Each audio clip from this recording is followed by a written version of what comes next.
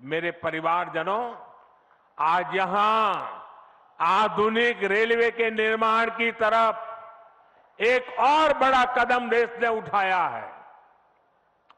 वंदे भारत और नमो भारत के बाद आज एक और आधुनिक ट्रेन देश को मिली है। इस नई ट्रेन सीरीज का नाम अमृत भारत ट्रेन रखा गया है। वंदे भारत, नमो भारत और अमृत भारत ट्रेनों की ये त्रिशक्ति भारतीय रेलवे का कायाकल्प करने जा रही है। इससे बड़ी खुशी की बात क्या हो सकती है कि पहली अमृत भारत ट्रेन अयोध्या से गुजर रही है।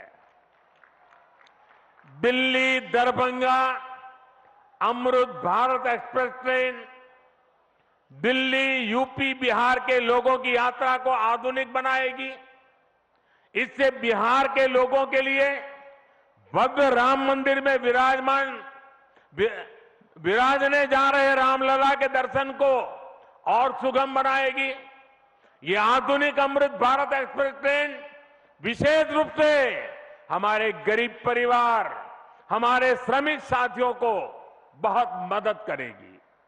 श्री रामचरितमानस में गोस्वामी तुलसीदास जी ने कहा है, परहित सरिस धर्म नहीं भाई, पर पीड़ा सम नहीं अदमाई। अर्थात दूसरों की सेवा करने से बड़ा और कोई धर्म, कोई और कर्तव्य नहीं है। आधुनिक अमृत भारत ट्रेनें गरीब की सेवा इसी भावना से ही शुरू की गई है। जो लोग अपने काम के कारण अक्सर लंबी दूरी का सफर करते हैं, जिनकी उतनी आमदनी नहीं है, वे भी आधुनिक सुविधाओं और आरामदायक सफर के हकदार हैं। गरीब के जीवन की भी गरिमा है। इसी ध्येय के साथ इन ट्रेनों को डिजाइन किया गया है। आज ही पश्चिम बंगाल और कर्नाटका के साथियों को भी उनके राज्य की पहली अमृत भारत एक्सप्रेस ट्रेन मिली है। मैं इन राज्यों को भी अमृत भारत ट्रेनों की बधाई दूंगा। मेरे परिवारजनों, विकास और विरासत को जोड़ने में वंदे भारत एक्सप्रेस बहुत बड़ी भूमिका निभा रही है।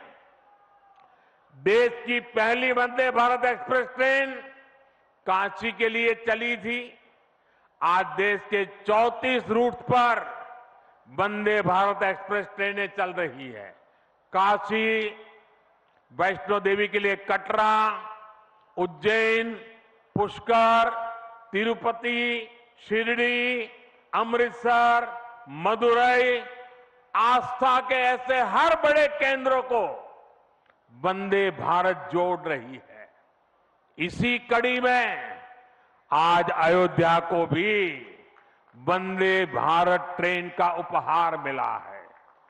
आज अयोध्या धाम जंक्शन, आनंद विहार वंदे भारत शुरू की गई है। इसके अलावा आज कटरा से दिल्ली, अमृतसर से दिल्ली, कोयम्बटूर बेंगलुरु, मंगलुरु मडगांव, जालना मुंबई, इन शहरों के बीच भी वंदे भारत की नई सेवाएं शुरू हुई है। वंदे भारत में गति भी है, वंदे भारत में आधुनिकता भी है और वंदे भारत में आत्मनिर्भर भारत का गर्व भी है। बहुत ही कम समय में वंदे भारत से 1.5 करोड़ से अधिक यात्री सफर कर चुके हैं। विशेष तौर पर युवा पीढ़ी को ये ट्रेन बहुत पसंद आ रही है। साथियों, हमारे देश में प्राचीन काल से ही तीर्थ यात्राओं का अपना महत्व रहा है, अपना गौरवशाली इतिहास रहा है।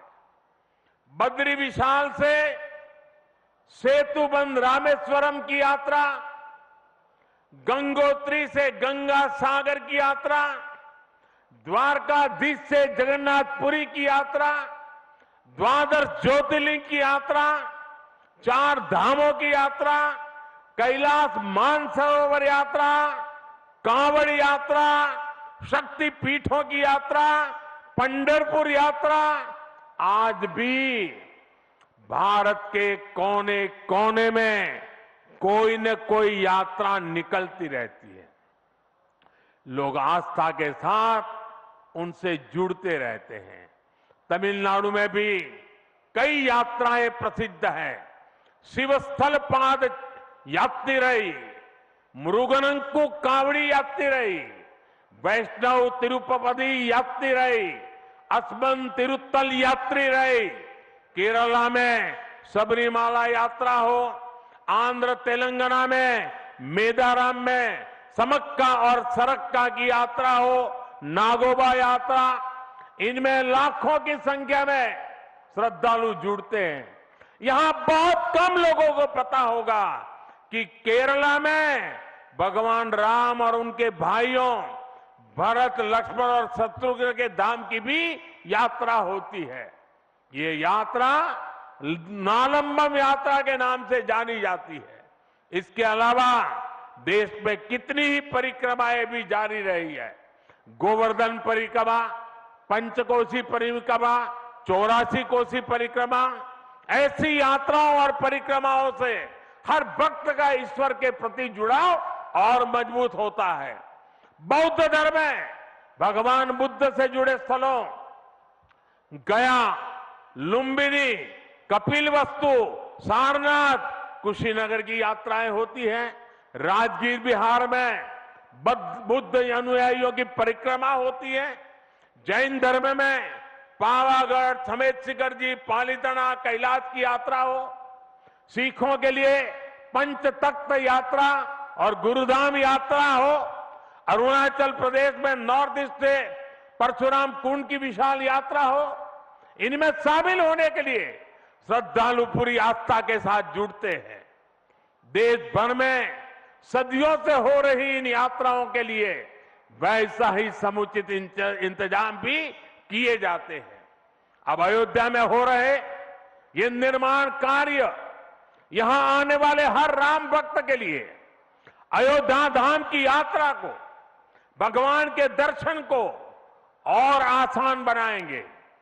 साथियों, ये ऐतिहासिक क्षण बहुत भाग्य से हम सभी के जीवन में आया है।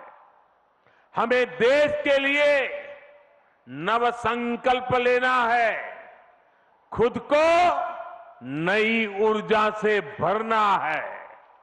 इसके लिए 22 जनवरी को आप सभी अपने घरों में, मैं पूरे देश के 140 करोड़ देशवासियों को अयोध्या की इस पवित्र भूमि से प्रार्थना कर रहा हूं।